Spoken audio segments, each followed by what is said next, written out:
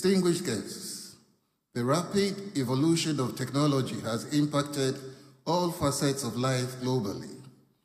For the financial sector, actualization of novel technologies in the payment ecosystem has revolutionized business transactions, reshaped customer behavior, and redefined the nature of commerce. Presently, we stand on the precipice of a global digital era, especially with artificial intelligence, and there is now a sense of urgency for Africa to accelerate the digitalization agenda through the 3 I's of innovation, investment, and impactful policies to boost economic growth and development.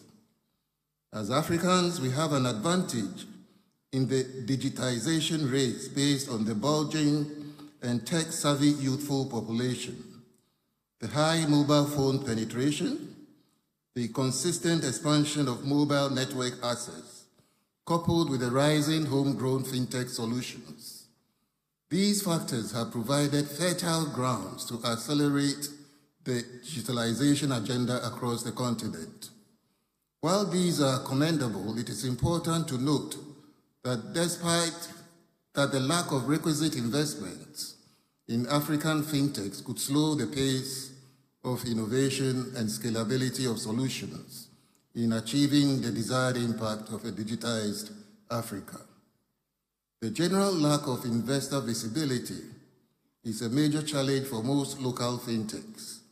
Without sufficient capital, brilliant ideas, and the prototypes of fintech startup solutions with the potential to address the diverse financial service needs fail to progress to production. The regulatory aspect is another major reason not to ignore the issue of deficient funding in the fintech space. Fintech should have the ability to navigate regulatory requirements and meet compliance standards, which we all agree are non-negotiables, especially in Africa's financial industry. Hence, the need to address the information gap between investors and fintech startups to stimulate the payment ecosystem. Against this background, the goal of the 3i Africa Summit is simple, yet audacious, and that is to share the African fintech narrative, discuss the opportunities and challenges on how to employ digital technology, as well as enhance collaboration among policymakers, investors, and innovators to advance the economic prosperity of the African continent and its partners. Digital innovation, enabling the competitiveness of our continent, inclusion in terms of financial bankability of small, medium enterprises, of young people. In my opinion, this is the revolution that I believe, leveraging on digital technology, that we should be relying on. So those, again, I want to relate to South Africa, those who say, oh, we are revolutionaries, we're fighting the capitalist system. Yes, but innovation, digital innovation, technology, leveraging on it to advance the objectives of May 1963. In my view, the connection could not be clearer. Couldn't be clearer. That our founding mothers and fathers said, we want a Pan-African payment union. And therefore, in the wisdom of our heads of states, we have that particular responsibility today to deploy digital technologies to advance on that vision. And His Excellency President Nana Addo Dankwa Akufo-Addo is the champion for financial institutions for the entire African Union. I was with Orama yesterday, and we were discussing this particular issue of the sovereignty of the African continent in terms of payment. Because tomorrow I may upset someone in Washington, and I won't be able to make payments. I'll be cut out of global payments, architecture, and infrastructure. Because I've upset someone in Washington. Fortunately, my wife is American, so she will mediate on my behalf. The point is, the emerging global geopolitical context, geoeconomic context should compel us as Africans to say, how do we emerge from this particular context, this situation that we are in? I want again to emphasize what His Excellency President Nana Addo Dankwa Akufo often says. Akufo-Addo often says that Africa beyond aid. Africa beyond aid. And again, I quote him, he said, we are not for a white man who is Russian or a white man who is French. We are for Africa.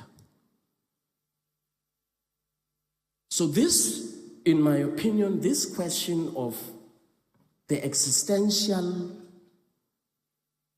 economic sovereignty of our continent is precisely why the African Continental Free Trade Area was established, so that we leverage on this market of 1.4 billion people, which by 2050 is projected to be the 8th or the 7th largest economy in the world, 16.3 trillion United States dollars at that time, 2050, 27 years from now. But if we don't deploy these digital technologies that all of us are going to be discussing today and tomorrow, I don't know that we will reach that objective. The African Continental Free Trade Area has laid the groundwork for a monumental shift in our economic landscape, a transformation that will reverberate across the length and breadth of our great continent. The numbers speak for themselves. By 2035, the AFCFTA aims to lift some 30 million Africans out of the clutches of extreme poverty, whilst boosting simultaneously the incomes of some 68 million people.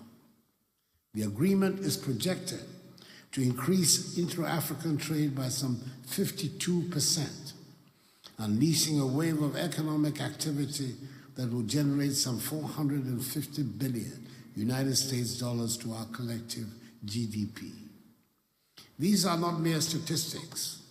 They're a testament to the boundless potential that lies within our grasp, a promise of a brighter future for all Africans.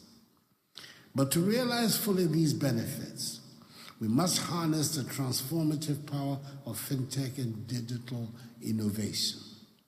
We must embrace the technologies that are reshaping the global economy and make them work for us, tailoring them to the unique needs and challenges of our diverse and dynamic continent.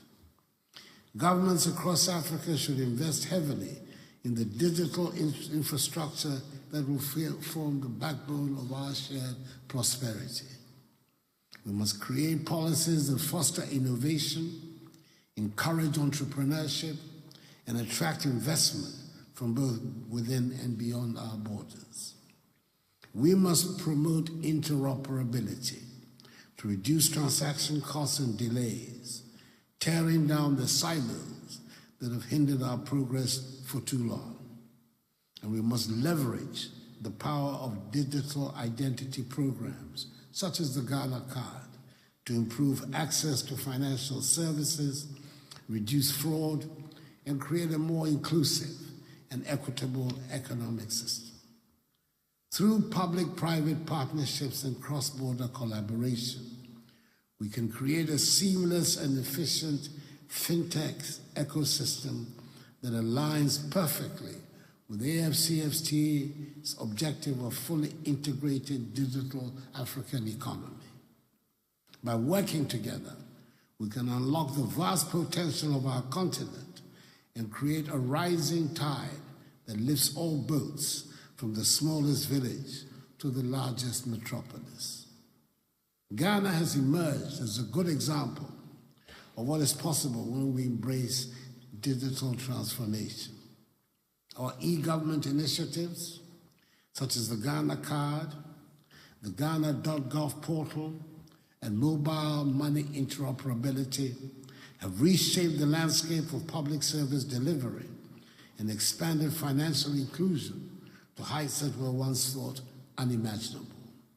Today, some 17 million of our fellow citizens now possess a digital ID, linking them seamlessly to the critical services they need to thrive in the modern world. The Ghana.gov portal has facilitated transactions worth some 1.6 billion cedis since its inception in 2019, improving revenue collection, reducing corruption, and in creating a more transparent and accountable system of governance.